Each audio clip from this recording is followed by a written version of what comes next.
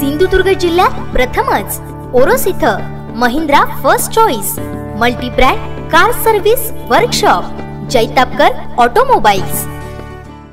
महायुतीचे उमेदवार खासदार विनायक राऊत यांनी आपल्या 5 वर्षातील कार्याचा लेखाजोखा सिंधुदुर्ग लाईव्हवर मांडलाय। कोकण आणि कोकणी जनतेला सुजलाम सुफलाम बनवण्याचं स्वप्न त्यांनी उराशी बाळगलंय। पाहुयात आमचे प्रतिनिधी राजन चव्हाण यांनी खासदार विनायक राऊत यांच्याशी केलेली ही खास बातचीत। जैतापकर बिल्डर्स अँड डेव्हलपर्स 20 वर्षांपासून गृहस्वप्न साकार करणारं एक नातं विश्वासाचं। लोकसभा निवडणुकीचं रण आता चांगलंच तापू लागलेलं आहे। जवळपास सर्वच पक्षांचा पहिला टप्पा जो आहे तो प्रचाराचा पूर्ण झालेला आहे। तळ कोकणामध्ये संपूर्ण महाराष्ट्राचं लक्ष जे आहे ते तळ कोकणातील लोकसभा निवडणुकीवरती लागून राहिलेलं आहे। शिवसेना भाजप महायुतीचे उमेदवार विनायक राऊत हे दुसऱ्यांदा आपलं नशीब आजमावतात। गेली 5 वर्ष त्यांनी दैदिप्यमान अशी कारकीर्द जी आहे ती करून दाखवलेली आहे आणि पुन्हा एकदा निवडणूक रिंगणामध्ये विनायक राऊत उतरलेले आहेत। आपल्यासोबत आहेत सेना भाजपा महायुतीचे उमेदवार विनायक राऊत। राऊतसाहेब, काय सांगाल, पहिला टप्पा जो आहे तो जवळपास बघितला तर पण प्रचाराचा पूर्ण झालेला आहे। कशा प्रकारे आपणास मतदारांचा प्रतिसाद मिळतोय? खूपच मी अत्यंत उत्साही आणि आनंदी विचाराने ह्या निवडणुकीच्या प्रचारामध्ये काम करत आहे। माझ्याबरोबर शिवसेना भाजप रिपाई रासप ह्या चारही पक्षाचे सर्व प्रमुख पदाधिकारी आहेत, नेते मंडळी आहेत, कार्यकर्ते सुद्धा आहेत आणि प्रत्येक जिल्हा परिषद निहाय माझ्या ज्या मीटिंग होतात त्या खूपच चांगला प्रतिसाद त्यांना मिळतोय आणि लोकांमध्ये एक आपुलकी आहे की आपला माणूस पुन्हा एकदा उभा राहिलेला आहे, त्याला पुन्हा आपल्याला आधार द्यायचा आहे आणि आशीर्वाद द्यायचा आहे, अशा पद्धतीची भावना अगदी चिपळूणपासून ते दोडामार्गपर्यंतच्या भागामध्ये आहे। पहिल्या टप्प्यातले जवळजवळ 7 तालुके माझे पूर्ण झालेले आहेत, उर्वरित तालुके आता चालू झालेले आहेत आणि समाजाच्या सर्वच स्तरावरून एक चांगला प्रतिसाद मिळतोय, आशीर्वाद चांगले मिळत आहेत। राऊतसाहेब, बघितले तर पंतप्रधान पदासाठी पुन्हा एकदा मोदी यांचं नाव जे आहे ते भाजपच्या वतीने प्रमोट केलं जातं आणि अशावरती बघितलं तर सेनेची भक्कम साथ जी आहे ती भाजपला नवीन मिळाली आहे। जी युती आहे ती शिवसेनेची झालेली आहे आणि भाजपाचं महत्त्वाची गोष्ट आहे की इथं तळ कोकणामध्ये बघितलं तर नुकतीच एक भाजपाची कोअर कमिटीची बैठक झाली होती, ज्याच्यामध्ये प्रदेश संघटन मंत्री होते। त्यांनी आदेश दिलेले आहेत की पूर्णपणे जे काय असेल ते शिवसेनेला मदत करायची आहे। काय सांगायला संदर्भात? भारतीय जनता पक्षाचे नेते जी मंडळी आहेत आणि त्यांना मार्गदर्शन करणारे त्यांचे मंत्री माननीय रवींद्र चव्हाण साहेब आहेत, प्रसाद लाडसाहेब आहेत, प्रमोद जठार साहेब इथे जिल्हाध्यक्ष आहेत, अतुल काळशेकर आहेत, रत्नागिरीला बाळ मानेसाहेब आहेत, दीपक पटवर्धन आहेत, हे असे दोन्ही जिल्ह्यातील सर्वच भाजपाचे नेते अत्यंत जीव ओतून ह्या निवडणुकीमध्ये काम करत आहेत। त्याचबरोबर त्यांचे इतर जी RSSची मंडळी आहेत, विश्व हिंदू परिषदेची सर्व मंडळी आहेत, ही सुद्धा आपापल्या परीने काम करत आहेत आणि एक सर्वांनी पुन्हा एकदा निर्धार केलेला आहे, ह्या भारत मातेला एक सक्षम नेतृत्व देण्याची जी गरज आहे, भारत मातेला सुजलाम सुफलाम करायचं असेल आणि भारत मातेचं हे सार्वभौमत्व अगदी अबाधित ठेवायचं असेल तर पुन्हा एकदा मोदी यांच्या हातीत या भारत मातेची सूत्र देण्याची गरज आहे आणि म्हणून नरेंद्र मोदी साहेबांसारखा एक उत्कृष्ट कुटुंब चालक या भारताला मिळावा अशी सर्वसामान्य लोकांची इच्छा आहे आणि त्या अनुषंगाने महायुतीचे सगळेच कार्यकर्ते आणि मतदार अगदी भरभरून मतदान करतील आणि आपलं जो एक मोदींच्या प्रती, नरेंद्र मोदी साहेबांच्या प्रती असलेला आदरभाव हे या निवडणुकीच्या वेळेला पुन्हा एकदा दिसेल। राऊतसाहेब, तळ कोकणामध्ये बघितलं तर प्रमुख व्यवसाय जो आहे तो म्हणजे मासेमारी। अत्यंत जिव्हाळ्याचा आणि आपुलकीचा पोटापाण्याचा प्रश्न पारंपरिक मच्छीमार जे आहेत तळ कोकणामध्ये जास्त आहेत, त्याच्यासोबत काही अधिकृत पर्ससिंग नेटधारकसुद्धा आहेत। LED सारखं अवैध असलेलं फिशिंग जे आहे, LED फिशिंग, ते सुद्धा बघितलं तर राजरोसपणे सुरू असतं। पारंपरिक मच्छीमार आणि पर्ससिंग नेट यांच्या बाबतीत आपण एक बॅलन्स भूमिका जी आहे ती घेतलेली आहे आणि शिवसेना पूर्णतः बघितलं तर पर्ससिंग नेटधारकांनाच पाठिंबा देतं असा विरोधकांकडनं एक आरोप केला जातो आहे आणि अशा अवस्थेमध्ये पारंपरिक मच्छीमारांनी बघितलं तर बहिष्काराची भूमिका घेतलेली होती लोकसभा निवडणुकीवरती आणि शिवसेना प्रमुख उद्धव ठाकरेंनी त्या संदर्भात बैठक पण आयोजित केलेली आहे। मताधिक्य वाढवणारं किंवा उमेदवारांच्या विजयावरती परिणामकारक अशा ह्या बघितलं तर मतदार आहेत पारंपरिक मच्छीमार, आणि त्यांच्यासोबत पूर्णपणे शिवसेना जी काय ती राहिलेली दिसून येते. काय सांगाल, यावेळी आपली कशी भूमिका असणार आहे? पारंपरिक मच्छीमार हा खऱ्या अर्थाने ह्या कोकणचा म्हणा, मुंबईचा म्हणा, एक आद्य भूमिपुत्र आहे. आणि ह्या पारंपरिक मच्छीमारांना पूर्णपणे संरक्षण देणं आणि त्यांच्या व्यवसायाला एक समृद्धी कशी येईल, व्यवसायाला शासकीय योजनांचा आधार कसा प्राप्त होईल, यासाठी आम्ही सुरुवातीपासूनच प्रयत्नशील आहोत. किंबहुना लोकसभेचा खासदार झाल्यानंतर 2015 साली लोकसभेमध्ये मी पहिलं अशासकीय बिल ह्या पारंपरिक मच्छीमारांच्या हिताच्या दृष्टीने योग्य तो निर्णय घेण्याच्या अनुषंगाने मांडलं. आणि 2015च्या नंतर 2017 साली LED बंदचा निर्णय केंद्र सरकारने घेतला. आज पारंपरिक मच्छीमार आहेत, पर्सिनेटवाले आहेत, मिनी पर्सिनेटवाले आहेत आणि हे बहुतेक स्थानिक आहेत. पण LED ही संपूर्णतः घातक आहे. समुद्र जीवजैविधता जी आहे ती नष्ट करण्याचं काम LED फिशिंग करते. आणि कोणत्या परिस्थितीमध्ये LED फिशिंग ही कदापिही होता कामा नये या दृष्टीने केंद्र सरकारने आणि त्यांच्या संलग्न जे काय यंत्रणा आहेत त्यांनी त्याविरुद्ध कडक कारवाई करायला पाहिजे. आणि त्यासाठीच दुर्दैवाने पारंपरिक मच्छीमार आणि शिवसेना याच्यामध्ये दुजाभाव निर्माण व्हावा, दोघांमध्ये काहीतरी भेदभाव निर्माण व्हावा, यासाठी काही राजकारणी तकलादू लोकांनी हे अशा पद्धतीची शिवसेनेच्या विरुद्ध आवई उठवण्याचं काम केलं. मी माझ्या 5 वर्षाच्या कारकिर्दीमध्ये 3 वेळा लोकसभेमध्ये पारंपरिक मच्छीमार आणि मच्छीमारीच्या समस्या या अनुषंगाने प्रश्नसुद्धा टाकलेले आहेत. आणि तरीसुद्धा काही जणांनी ही भांडणं लावायचा जो प्रयत्न केला, त्यांच्या दुर्दैवाने आणि आमच्या सर्वांच्या सुदैवाने शिवसेना पक्षप्रमुख माननीय उद्धवजी ठाकरे साहेबांनी त्यामध्ये लक्ष घातलंच नव्हे तर या केंद्र सरकारचे गृहमंत्री माननीय राजनाथ सिंग आणि संरक्षण मंत्री निर्मला सीतारामन यांच्याशी परवाच्या दिवशी चर्चा केली. कालच पारंपरिक मच्छीमारांची नेते मंडळी आणि शिवसेनेचे नेते रामदासजी कदम यांनी केंद्रामध्ये दिल्लीमध्ये जाऊन त्यांची भेट घेतली. आणि निर्मला सीतारामन यांनी त्वरित कोस्ट गार्डच्या संबंधित अधिकाऱ्यांना फोन केला आणि फिशिंग डिपार्टमेंटला पूर्णपणे सहकार्य करण्याचे आदेश दिले. आणि ह्या LEDच्या विरुद्ध कडक कारवाई करण्याचं त्यांनी निर्देश दिलेले आहेत.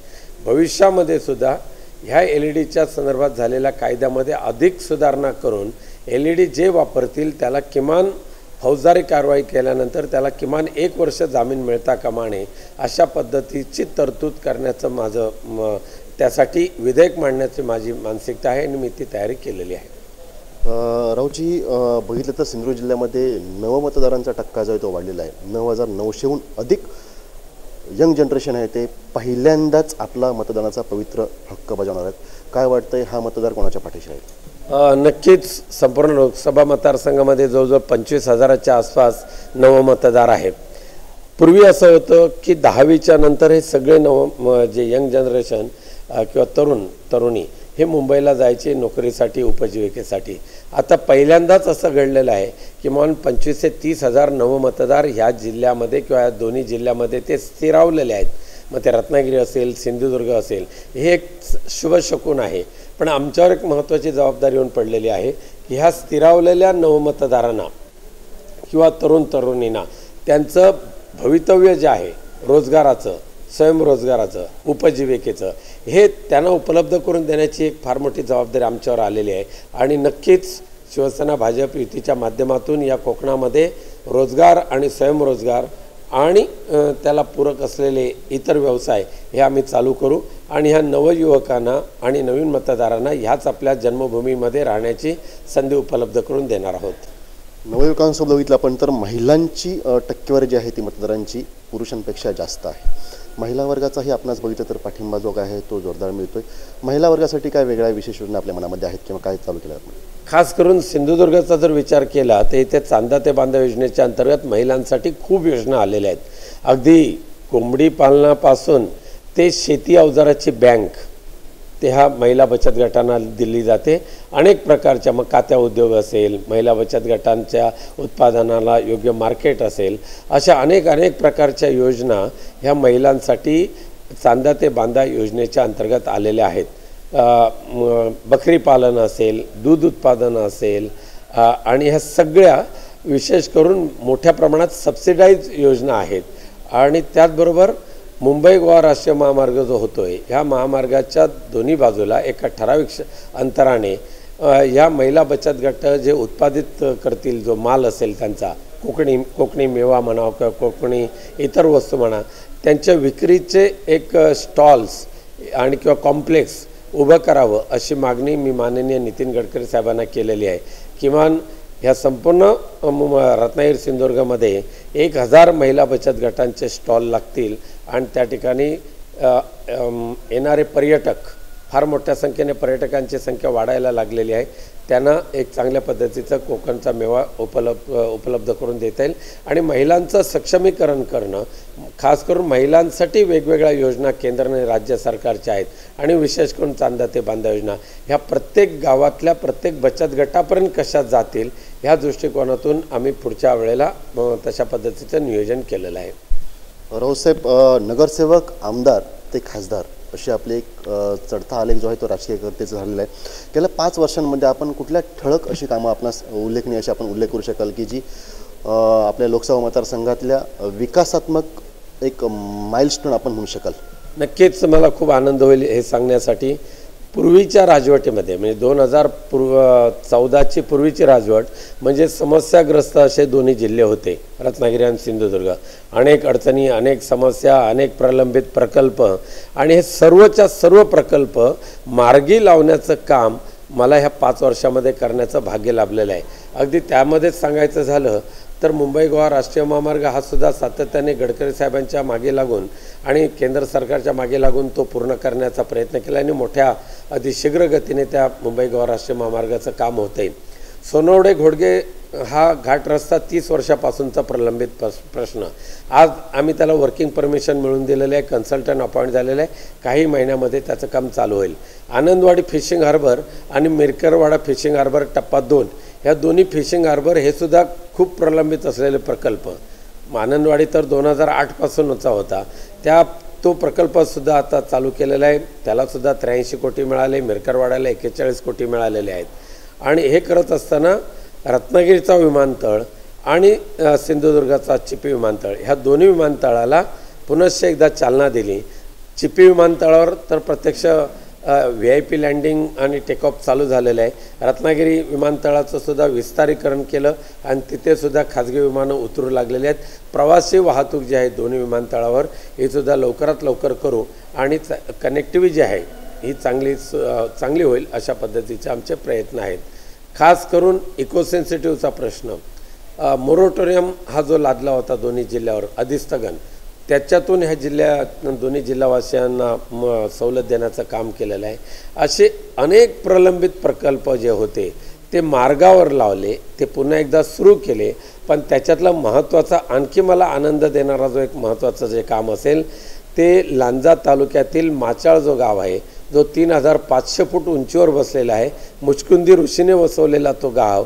आणि अशा या अतिदुर्गम गावाला रस्ता देण्याचं भाग्य मी माझ्यासारख्या लोकप्रतिनिधीला लाभलं आणि त्याच्यातून जे समाधान मिळालं हे एक अलौकिक असं समाधान आहे.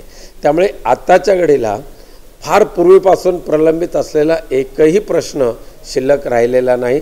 तो मार्गी लावून ते सुरुवातही केलेली आहे आणि कामाला चालना दिलेली आहे.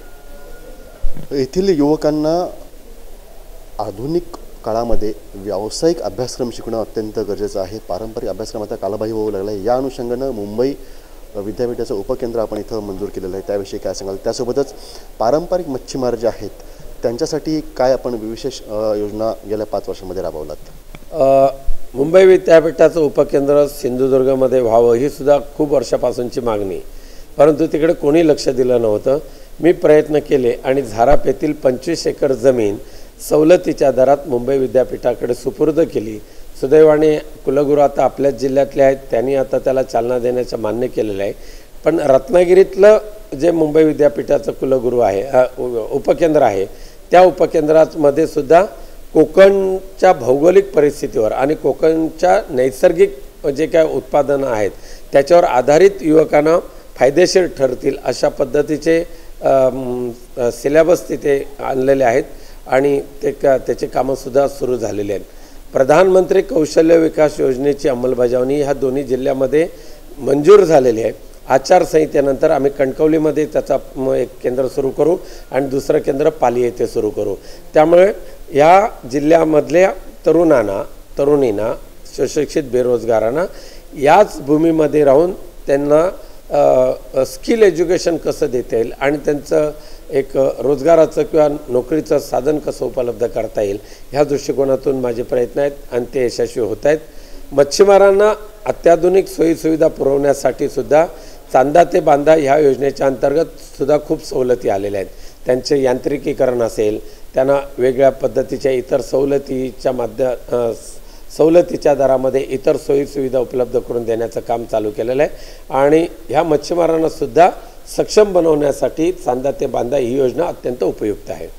रावसाहेब, तर कोकणातच नव्हे तर संपूर्ण महाराष्ट्रात बघितलं तर सेना, भाजप, रासप आणि RPI महायुतीला चांगले दिवस येतात. इन्कमिंग जे आहे ते सातत्यानं सुरू आहे. इतर पक्ष तर सोडाच, परंतु काँग्रेसच्या विरोधी पक्ष नेत्यांचे चिरंजीवसुद्धा बघितलं तर महायुतीमध्ये दाखल झालेले आहेत. काँग्रेसचे प्रदेशाचे स्वतः म्हणतात की माझं कोणी ऐकत नाही आहेत. संपूर्ण राज्यभरामध्ये काय चित्र असेल, काय सांगता? नक्कीच शिवसेना भाजप ही युती झाल्यानंतर पुन्हा एकदा महाराष्ट्रातलं आणि देशातलं सुद्धा चित्र बदललेलं आहे. शिवसेना भाजप युती ही राष्ट्राचं हित लक्षात ठेवून, भारत देशाचं हित लक्षात ठेवून ही झालेली युती आहे. हिंदुत्व रक्षणासाठी झालेली युती आहे. राम मंदिराची मागणी तर शिवसेना पक्षप्रमुखांनी केलेली आहे. सुदैवाने भाजपाच्या अजेंडामध्ये त्याचा उल्लेखही झालेला आहे आणि त्यामुळे भविष्यामध्ये आत्ता जे होत असलेली इन्कमिंग केवळ पक्षाचा भरणा करायचा आहे म्हणून केली जात नाही आहे, तर त्यात जे येत आहे त्या प्रत्येकाला वाटतं की आपल्या देशाचं जर भलं व्हायचं असेल, आपल्या राज्याचं भलं व्हायचं असेल तर एक भक्कम शासन असलं पाहिजे आणि ते शासन देण्याची आजची तरी सक्षमता ही केवळ आणि केवळ शिवसेना भाजप NDA पक्षामध्येच आहे, माननीय नरेंद्र मोदी साहेबांकडे आहे. हे पटल्यामुळे आज काँग्रेसची बहुतेक मंडळी किंवा इतर सर्व पक्षातली मंडळी ह्या महायुतीकडे येत आहेत आणि त्यांच्या अनुभवाचा, त्यांच्या अभ्यासाचा हा फायदा नक्कीच महायुतीच्या मार्फत केला जाईल आणि देश आणि राज्य सुजलाम सुफलाम घडवलं जाईल. राऊतसाहेब, बघितलं तर संपूर्ण शिवसेनेचे कार्यकर्ते, पदाधिकारी आणि लोकप्रतिनिधीसुद्धा आपल्या प्रचारामध्ये अगदी जीवतोड मेहनत घेताना दिसून येत आहेत. पालकमंत्री दीपक केसरकर यांनी एकदा एका सभेमध्ये सांगितलं होतं, अगदी म्हणजे सेना भाजपाची जी काय कासाडेमध्ये कार्यकर्त्यांची एक बैठक झाली होती, त्या बैठकीमध्ये सांगितलं होतं की ह्या निवडणुकीमध्ये, लोकसभेच्या निवडणुकीमध्ये एक बाण असा मारा की त्या एका बाणामध्ये 3 टार्गेट आपणास शूट करता येतील. तसं बघितलं तर लोकसभा निवडणूक ही रंगीत तालीम आहे असं म्हटलं जातं संपूर्ण महाराष्ट्रामध्ये विधानसभेची. कसं पाहता आपण याच्याकडे? दीपकभाई केसरकर यांची काम करण्याची एक शैली एक वेगळी आहे. अत्यंत प्रामाणिक, खूप मेहनत करणारा आणि निस्वार्थी वृत्तीने काम करणारा पालकमंत्री म्हणून दीपकभाईंचा उल्लेख करावा लागेल. किंबहुना 2014 पूर्वीचं हा सिंधुदुर्ग जिल्ह्याचा विकास आराखडा आणि दीपकभाईंच्या कारकिर्दीत झालेला विकास आराखडा याची तुलनाच होऊ शकत नाही. एवढा तो प्रचंड प्रमाणामध्ये लोकोपयोगी कामं करण्यासाठी जे आवश्यक आहे अशा पद्धतीचा विकास आराखडा त्यांनी मंजूर केलेला आहे आणि प्रत्यक्ष निधीसुद्धा आणलेला आहे. त्यांची काम करण्याची जी एक वेगळी शैली आहे त्याच्यातून चांदा ते बांधा ही योजना यशस्वी होत चाललेली आहे आणि खूप चांगल्या पद्धतीने ह्या जिल्ह्याचा विकास होतो. किंबहुना 2014 साली 16-17व्या क्रमांकावर असलेला हा जिल्हा विकासाच्या मुद्द्यावर आज 6व्या क्रमांकावर आलेला आहे आणि रत्नागिरीसुद्धा 10व्या क्रमांकावर आलेला आहे. हे शिवसेना भाजपचं यश आहे. रावसाहेब, आमदार वैभव नाईक सुद्धा बघितलं तर पूर्णपणे ताकदीनिशी आपल्या प्रचारामध्ये उतरलेले आहेत. कुडाळमध्ये आपण नुकत्याच 2 दिवसांपूर्वी जाहीर प्रचार सभा घेतल्या, त्याला उत्स्फूर्त असा प्रतिसाद मिळाला होता. काय सांगाल? वैभव नाईक एक हाडाचा कार्यकर्ता आहे, सच्चा समाजसेवक आहे. कोणती मिजाज नाही, कोणती घमेंड नाही. एक लोकांपर्यंत जाणं, वाडीपर्यंत जाणं, वाडीतल्या घरापर्यंत जाणं आणि लोकांच्या मनामध्ये, हृदयामध्ये एक आपला मित्र म्हणून असा एक विश्वास निर्माण करणं हे काम वैभव नाईक यांनी केलेलं आहे आणि त्याच्यातूनच ते यशस्वी होत आहेत. आणि ह्यात त्यांच्या मतदारसंघसुद्धा लोकसभेला तर मला प्रचंड मताधिक्य देणारच आहे, पण विधानसभेला सुद्धा पुनश्च एकदा वैभव नाईक हाच नारा असणार आहे. रावसाहेब, एक शेवटचा प्रश्न विचारतोय. आपण संपूर्ण रत्नागिरी सिंधुदुर्गमध्ये बघितलं तर 6 विधानसभा मतदारसंघामध्ये बघितलं तर 5 आमदार आपले आहेत. जिल्हा परिषद रत्नागिरी जिल्ह्यामध्ये बघितलं तर पूर्णतः सेनेचं प्राबल्य आहे. सिंधुदुर्गसुद्धा 2 आमदार आहेत, काही पंचायत समिती आहेत आपल्याकडे, नगरपालिका आपल्याकडे आहेत. कशा पद्धतीनं ह्या राजकीय बलाढ्या आपण पाहता? होय, आज सुदैवाने 1 खासदार आणि 5 आमदार एकाच पक्षाचा देणारा हा एकमेव लोकसभा मतदारसंघ आहे. पण भविष्यामध्ये येणाऱ्या ज्या निवडणुका आहेत विधानसभा, ह्यासुद्धा 1 खासदार आणि 6च्या 6ही शिवसेना भाजपचे आमदार असं असेल चित्र. जिल्हा परिषद फार लांब नाही आहेत. आमचे शिवसेना भाजपचे 22 जिल्हा परिषद सदस्य आहेत. रत्नागिरी तर पूर्णपणे शिवसेनेच्या ताब्यात आहेत. भविष्यामध्ये येणाऱ्या सगळ्या निवडणुका ह्या शिवसेना भाजप महायुतीच्या माध्यमातून लढल्या जातील आणि 100% तिथे यश प्राप्त होईल. सर, आणि अखेरचा प्रश्न, पुढील 5 वर्षांसाठी मतदारसंघाच्या विकासासाठी आपलं नेमकं विजन काय आहे? खास करून जर मला विचाराल तर रोजगार आणि स्वयंरोजगार हे 2 मोठे प्रश्न आहेत, ते सोडवण्याची आवश्यकता आहे. MIDC आहेत, पण त्या MIDCमध्ये मोठे प्रकल्प आणण्याची गरज आहे. त्या अनुषंगाने दोडामार्ग येथे सुद्धा गोव्याच्या काही कंपन्यांनी येण्याची तयारी दाखवलेली आहे. पण हे करत असतानाच, रोजगाराच्या संधी उपलब्ध करत असतानाच कृषी आणि बागायती ह्या दोन्ही क्षेत्राला अधिकाधिक प्रोत्साहन देणं आणि त्या ठिकाणी स्वयंरोजगार निर्माण करणं हे महत्त्वाचं आहे. ऊस उत्पादक शेतकऱ्यांची संख्या खूप मोठ्याने झपाट्याने वाढत आहे. त्यांच्यासाठी साखर कारखाना असण्याची आवश्यकता आहे. त्या अनुषंगाने मी प्रयत्न करणारच आहे.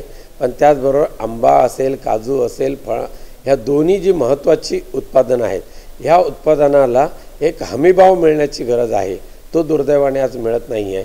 आणि त्यासाठी काजू बोर्ड हे सक्षम करणं, आंबा काजू बोर्ड ह्याला निर्माण झालेलं आहे, पण ते सक्षम करण्याची आवश्यकता आहे. आणि ह्या बागायतदारांना एक समर्थ असं साथ ह्या माध्यमातून देण्याचा आम्ही प्रयत्न करणार आहोत. बाकी विकासाचे प्रश्न आहेतच. प्रलंबित असलेले जे पाटबंधारे प्रकल्प आहेत, नरडवे आणि अरुणा प्रकल्प, अर्जुना प्रकल्प हे मोठे प्रकल्प चालू झालेत. पण मध्यम पाटबंधारे प्रकल्प आहेत, हे सुद्धा मोठ्या प्रमाणात जे प्रलंबित म्हणजे रखडलेले आहेत, ते पुनश्च एकदा चालू करायचे आणि सिंचनाची अधिकाधिक सोय चांगल्या पद्धतीने उपलब्ध करून द्यायचं काम मी करणार आहे. वाहतुकीची चांगली साधनं या ठिकाणी निर्माण करू, रस्त्याचं दळणवळण चांगलं होईल असे प्रयत्न करू. हे माझे पुढचे प्रकल्प असतील. धन्यवाद रावसाहेब, सिंधुदुर्गशी संवाद साधल्याबद्दल. तर हे होते सेना भाजप रासप RPI महायुतीचे लोकसभेतील उमेदवार विनायक राऊत. गेल्या 5 वर्षातील आपल्या विकास कामांचा लेखाजोखा मांडतानाच विरोधकांच्या आरोपांना पूर्णतः बगल देत राऊत यांनी आपण केलेली विकास कामं जी असतील ती ठोसपणे सिंधुदुर्ग लाईव्हच्या माध्यमातून जनतेसमोर मांडलेली आहेत. त्यासोबतच पुढील 5 वर्षांमध्ये 1000 बचत गटांना मुंबई गोवा हायवेच्या लगत आपण स्टॉल उपलब्ध करून देणार आहोत. त्यासोबत युवा वर्गाला स्वयंरोजगार आणि रोजगारच्या माध्यमातून आर्थिक सक्षम करणं, महिला वर्गाला आर्थिक सक्षम करणं, यासोबतच पारंपरिक मच्छीमार असतील, येथील आंबा बागायतदार असतील, काजू बागायतदार असतील, त्यांनासुद्धा एक हमीभाव मिळवून देणं आणि सुजलाम सुफलाम असा एक तळकोकण निर्माण करणं हे आपलं स्वप्न असल्याचं एक ध्येय जे आहे ते विनायक राऊत उराशी बाळगून आहेत.